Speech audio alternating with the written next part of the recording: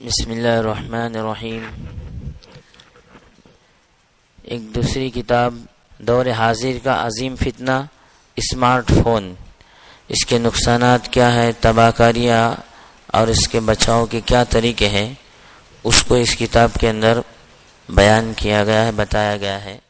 Mobile کے فتنے میں سب مبتلا ہے، جو پہلے نہیں تھے وہ اب مبتلا ہے۔ موبائل کے فتنے میں سب مبتلا ہے، جو پہلے نہیں تھے وہ اب مبتلا ہے۔ بسم اللہ الرحمن الرحیم۔ اسمارٹ فون کے نقصانات کو بتلایا جا رہا ہے۔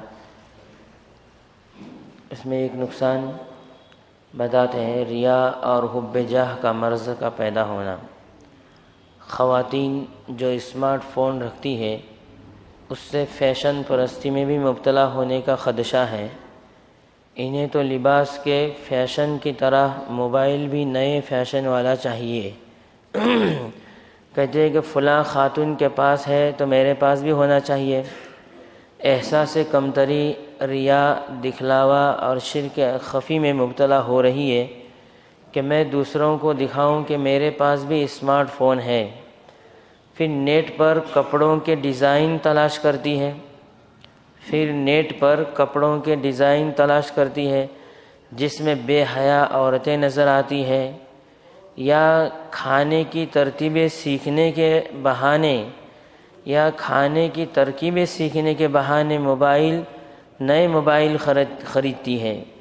مہنگا موبائل خریدنے میں جاہ بھی چھپی ہوتی ہے، شہرت ملے اور لوگ تعریف کریں کہ میرے پاس کتنا قیمتی موبائل ہے۔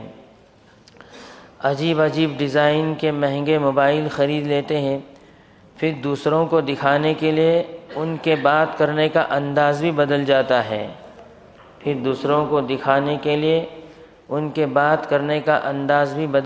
ہے۔ بات میں جان بوجھ کر موبائل دکھاتی ہے کہ میرے پاس اتنا مہنگا موبائل ہے۔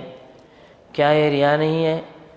اب جن خواتین کے پاس بڑا موبائل نہیں ہوگا تو اگر وہ سمجھدار ہوگی تو خوش ہوگی کہ اس بلا سے اللہ تعالیٰ نے تو مجھے محفوظ رکھا ہے، اور اگر عقل مند نہیں ہوگی تو احساس کمتری کا شکار ہو جائے گی۔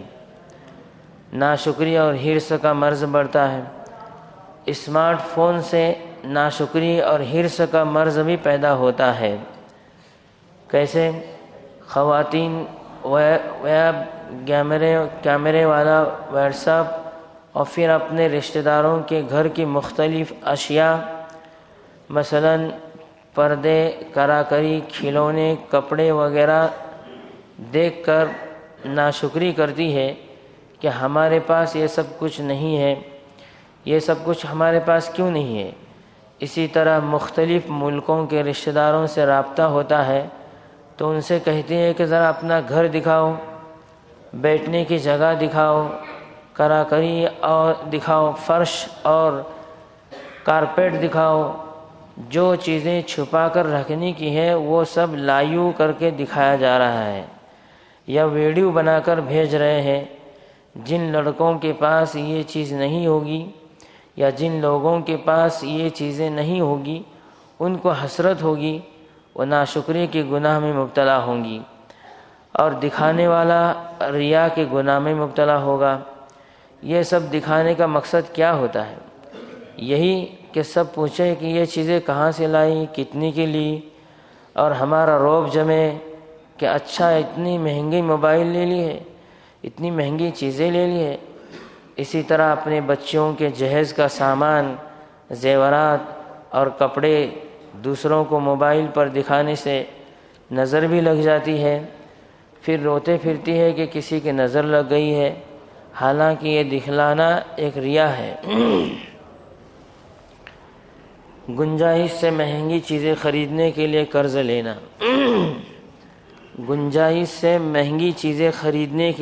لینا۔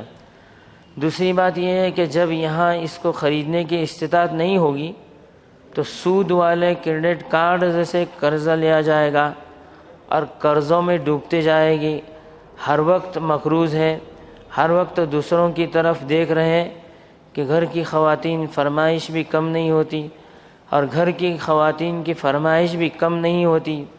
جیسے کسی بڑے اسٹور یا شاپنگ مال میں جو جاتا ہے یا تو ناشکری کرنے لگتا ہے یا حیثیت سے زیادہ خریداری کرنے لگتا ہے۔ اب جب باہر ملک کی چیزیں دیکھیں گی، وہاں سردی کے کپڑے اتنے مہنگے ہیں تو فوراً یہاں سے کہا جاتا ہے کہ ہم آپ کو ڈالر بھیج رہے ہیں، آپ یہ کپڑے خرید کر کسی کے ساتھ یہاں بھجوا دیجیے۔ دن بدن اتنے خرچے بڑھیں گے، مقروض ہو کر منہ دکھانے کے قابل نہیں رہیں گے۔ ایسے لوگوں کا پیٹ کبھی نہیں بھرے گا، کیونکہ جو موجودہ نعمت ہے اس پر شکر نہیں ہوگا، نہ قناعت ہوگی۔ دنیا میں اپنے سے کم والوں کو دیکھیں، دنیا میں اپنے سے کم والوں کو وہ نہیں دیکھیں گی، دین میں اپنے سے اوپر والوں کو نہیں دیکھیں گی، اللہ سے کسی حالت میں راضی نہیں ہوں گی۔ ناشکری نے کہاں سے کہاں تک انسان کو پہنچایا۔ قناعت نہ ہونے سے ایمان کی بربادی، ہر وقت دل میں ناشکری اور حسرت کرتے ہیں کہ کاش کہ میں بھی کینیڈا اور امریکہ چلا جاتا، بے حد حساب کوشش کر کے کفار ممالک کی شہریت لے لیتا، وہاں منتقل ہوتے، پھر نہ صرف اپنا ایمان ضائع کرتے ہیں بلکہ اپنی آنے والی نسلوں کو بھی برباد کرتے ہیں۔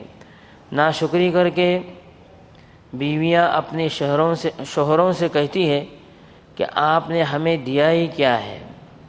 بیویاں ناشکری کر کے اپنے شوہروں سے کہتی ہے کہ آپ نے ہمیں دیا ہی کیا ہے۔ مہنگی چیزیں آپ خرید نہیں سکتے ہیں کیونکہ آپ کی تنخواہ کم ہے، لہذا کینیڈا چلو، امریکہ چلو، رات دن یہی رٹ لگا کر گھر کا سکون برباد کر دیتی ہے۔ کفار ممالک میں شہریت لینے کے بارے میں ہمارے ہاں شیخ حضرت مولانا موسیٰ عراقی صاحب مدث اللہ نے بیان فرمایا تھا، وہ تمام لوگوں کو چاہیے کہ بیان سنیں۔ تجسس اور پروپیگنڈا کر کے بدنام کرنے کی کوشش کرنا۔ آج کل ایک دوسرے کے راز کے پیچھے پڑ جاتے ہیں، تجسس جاسوسی کرتے ہیں، غلطیوں کی ٹوہ میں لگتے ہیں اور بعض بے حیا موبائل ہیک کر کے تمام ڈیٹا چوری کر لیتے ہیں، پھر عزت کی دھجیاں اڑا کر مزے لیتے ہیں۔ حالانکہ حضرت عبداللہ بن مسعود رضی اللہ عنہ نے کعبہ شریف دیکھ کر فرمایا تھا، اے کعبہ تیری عزت سر آنکھوں پر ہے، لیکن مومن کی آبرو تجھ سے بھی بڑھ کر ہے۔ دوسروں کے عیبوں پر پردہ رکھنے کے بجائے ان کو اور پھیلاتے ہیں، حالانکہ دوسروں کے عیب تو چھپانے کا حکم ہے۔ موبائل کے ذریعے پردہ دری، پروپیگنڈا، جھوٹ کو سچ اور سچ کو جھوٹ بنانا بھی عام ہوتا جا رہا ہے۔ گناہوں کی تصویر بنا کر ستاتے اور ذلیل کرتے ہیں، حالانکہ عیب دیکھنا بھی منع ہے اور عیب ظاہر کرنا بھی گناہ ہے۔ کسی کو ذلیل کرنے پر وعید۔ حضرت ابو ہریرہ رضی اللہ تعالیٰ عنہ سے روایت ہے کہ سرکار دو عالم صلی اللہ علیہ وسلم نے فرمایا، جو بندہ دنیا میں کسی بندے کے عیب چھپائے گا، قیامت کے دن اللہ اس کے عیب چھپائے گا۔ تمام مخلوق اللہ کی عیال ہے اور اللہ کو اپنے بندوں کی عیب جوئی، ان کو بدنام کرنا سخت ناپسند ہے۔ اتنا ناپسند ہے کہ اس کو زنا سے بھی زیادہ اشد قرار دیا ہے۔ اللہ تعالیٰ ہم تمام باتوں پر عمل کرنے کی توفیق عطا فرمائے۔